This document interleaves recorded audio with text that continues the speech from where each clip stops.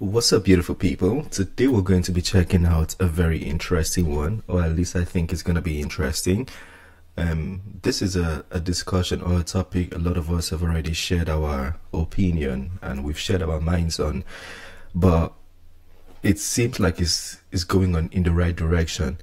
Basically, it's about trans people in women's sports, and this speech we're about to watch is given by a trans woman who's advocating for the ban of trans people in women's sports. I want you to pay attention. It might be thought-provoking to some, it might be straight up controversial to some, but whatever you think it is, I would like to hear your opinion and your thoughts in the comment section. Without wasting your time, let's get to it.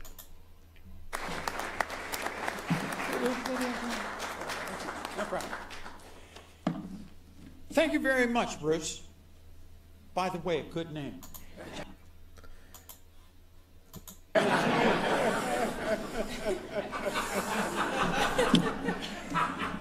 That used to be her name. In 1976, I won the Olympic decathlon, was declared the world's greatest athlete, and I did it in world record performance in Montreal. Right. And the reason I say that is because I have been around sports my entire life. I have seen every aspect of sports. I have seen the valleys, I've seen the peaks, I know the politics, the athletes, the coaches, the governing bodies, the media, the owners, the advertisers. I've worked with everybody. I have witnessed the growth in opportunity and protection in women's sports, specifically in this country, with the adoption of Title IX in 1972. Now, let's kind of move forward about 50 years, and I have shared my struggle that I have dealt with my entire life with gender dysphoria. I decided to live my life publicly. I had no choice. I was a public figure as a trans person. I have empathy for all LGBT people, and I have a thorough understanding of all the struggles, no matter how different our circumstances may be. Today in this country and in the world, we're at a crossroads.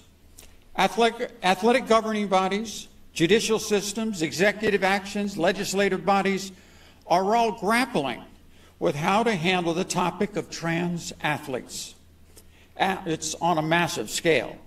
Specifically, the biological realities that exist that provide for advantages and even lead to physical harm when trans women or biological males compete in sports against women. Yeah, and we've seen evidence too, so that's factual. We saw a volleyball game where a trans person hit the ball so hard that it smashed, not really smashed, but it hit the girl who was playing on the other side so hard. I think they said her neck was broken and some other medical issues. So yeah, this is factual. In the United States, we have a president, Joe Biden, who has called for an amendment to Title IX as we know it. In effect, erases the protection and the hard-fought battles that women have fought in sports. In New York, we have an activist attorney general, Letitia James, that alleges, and it seems to think that her state laws and preferences supersede federal law, specifically Title IX and the 14th Amendment of the U.S. Constitution, which guarantees no state shall deny a person equal protection under the law. When I competed in 1972 and 76 Olympics on behalf of the good old US of A, there was a clear problem. Some of you more mature people out there may remember this, but we had the East German women. We had the Soviet women that at that time, I don't know, most of them you didn't even identify. You looked at them, you didn't know what you were looking at, physically as women. Let me give you a brief little story. My last lifting workout, 5 days before I competed in Montreal, I go to the gym in the village, and I am pumped up. I've been lifting weights heavy for 12 years. This is my last lifting workout. I'm going to max at every lift. And in walks this girl, massive size. She was an East German discus thrower. Huge. I mean, honestly, the pimples on her back, the whole thing, you know something was going on here. This girl outlifted me so bad it was a joke. And I said to myself, I got to get out of this gym. I got to try to win the games in 5 days. And the women are outlifting me in there. But that's what we were dealing with back then. Now, it is also a simple solution instituted by the IOC, and that is saliva tests showing the DNA of the athletes. Women have to be XX.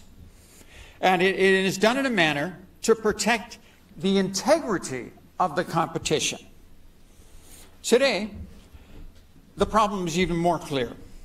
Trans women are competing against women, taking valuable opportunities for the long-protected class under Title IX and causing physical harm. The difference between men and women exists based on DNA, or your chromosomes, which leads to say it's a social construct. Physical development, regardless of a trans person's hormones, surgeries, status in transition. There are massive advantages and undeniable differences from male development, basically going through male puberty. The solution is simple. When it comes to athletics, participation, with the biological sex, you have to compete in the biological sex that you were born. This is critical to protecting the integrity of competition in women's sports. An example of these circumstances. If it's not critical, then why was the separation done in the first place? Why was there a male sport and a female sport? It should have been mixed right from the start. Why was the separation done in the first place? Because now if the separation was done, but then you want to mix it up, it basically violates the basics. I think that's just the best way to put it. I mean, I have nothing against the people of this community, but I think it's best a sport is created for their category. You know, it's like trans people sport, men's sport, women's sport. I think that would be the best way to put it, or the best way to do it, rather than having, you know, trans people playing women's sports. This is detrimental to women. And the funny thing is, a lot of women support this. You know, a lot of women who come in my comment section and criticize me for saying this, but it's the truth. Well, they're endless. I cover these stories, it seems like on a day-to-day basis. This issue has no bounds. It's worldwide. It's all over the U.S. at all levels of sports and every types of sports. I have covered swimming, golf, biking, track and field, hockey, football, boxing, basketball, and today I'm going to add a new one, volleyball, to the list. One of the plaintiffs in the county's lawsuit is the Mullen family. Now, the Mullens, actually they're here, Mark and Janine, have a 16-year-old daughter who plays volleyball. Earlier, you may remember this on TV, in North Carolina, a high school girl volleyball player was spiked by a biological man in the head, causing her to fall to the ground with neck injuries and a devastating concussion. Right. She recently made headlines when she testified in front of the North Carolina State Legislature, saying, I may be the first to speak on this subject before you, but I'm not going to be the last. The Mullins family's daughter should not have to be worried about being the next person to have to speak out about this matter. We need families to speak up now.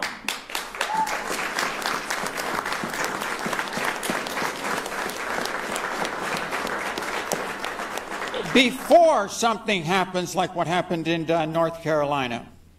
Now, you know, we talk about this issue, and we say, oh, men and this and that. Let me just take a little break and tell you exactly what we're talking about here in volleyball. You know, we think of it as a non-contact sport, but these are the statistics. First, the women's net is 7.5 inches lower, making it easier to spike. Now, the average height at a high level of volleyball, men are 8 inches taller than women, okay? And they can jump 6 inches higher, males, okay? Now, the average spike for the men, a good spike, is 82 miles an hour. The average spike for women, 64 miles an hour. 30% greater difference. Velocity playing men's. And that's why we have to protect women's sports. New York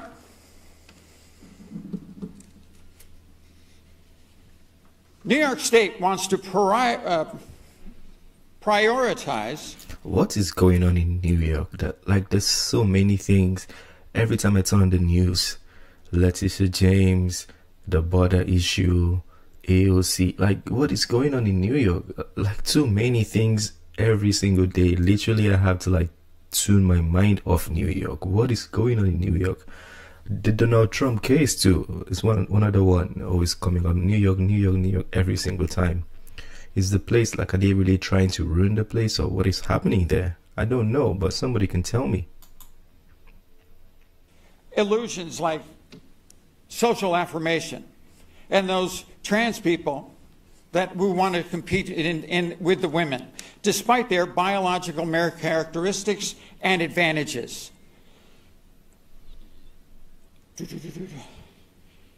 There is an entire place where they can either get harmed at the expense to the women and disregard women and girls. A federally protected class under Title IX that each state has to apply equal protection under the law according to the U.S. Constitution. In New York,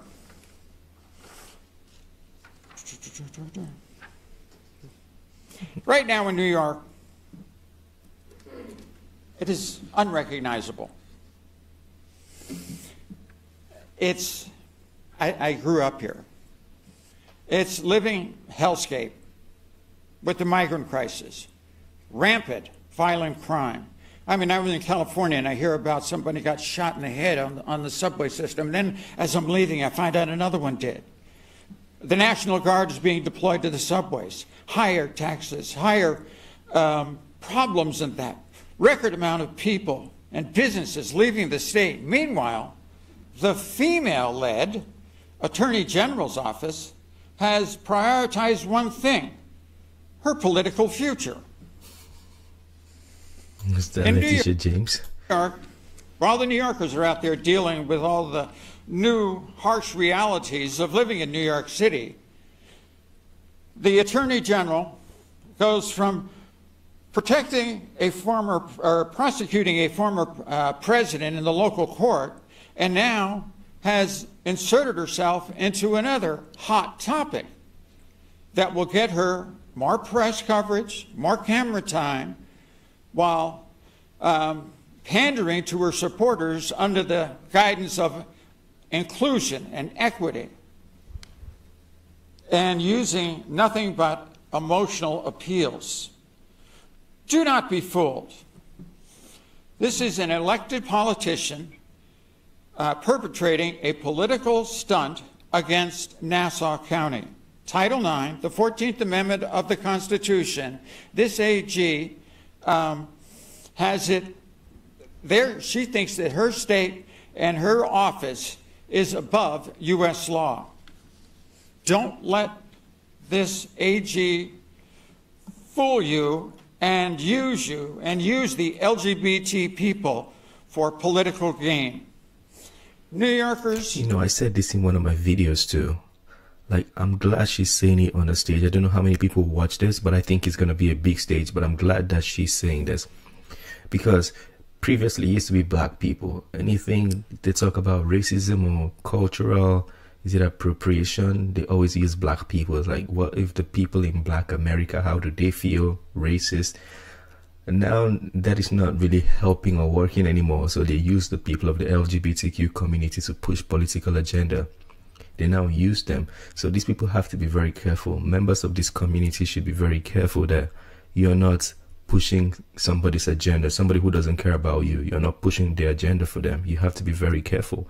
So I think this is the truth right here. No, this is wrong. America knows this is wrong.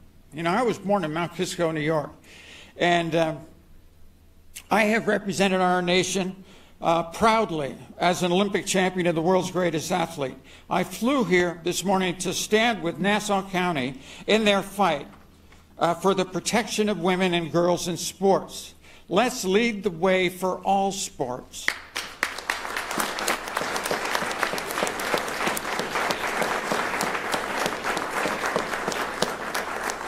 I would ask if the federal courts provide for a quick and speedy trial to protect women's sports once and for all. Thank you. Yeah. Thank you. I'll put the link to the video, and if you want to go see the other speeches that were, you know, delivered, you can go check it out. But I just wanted us to see this particular one because it feels like it reemphasizes a lot of the things I've been saying on the channel. I've read comments by trans people. I mean, I haven't met them, but they say they are trans people and they think what I'm saying is correct. So it's not like trans people are on the other side. I feel like this is just a political agenda being pushed by the wrong people. It's not like these people are doing it for trans people. I don't believe so, because if you're doing it for trans people, you'd create a new spot for them. So I don't entirely believe so. Anyways, who else has a better experience than, you know, Caitlyn Jenner to speak on this? I thought we should really listen to this one. So it was a good speech. Let me know what you think about it. If you have any thoughts, criticism, anything to add, subtract, you know, feel free to let me know in the comment section. It's an open dialogue, you know. If there's anything I said that is wrong and you want to talk about it, or, you know, fry me for it, feel free to do so. I'm not gonna like be hating. I'm not gonna delete your comments, you know, but also know the words you're using, because sometimes YouTube takes out those comments with bad words, so you need to be careful with that as well. Anyways, it's the end of this video. Share your thoughts, smash that like button, subscribe, and I'll see you on the next one. Have a very, very wonderful day. Peace.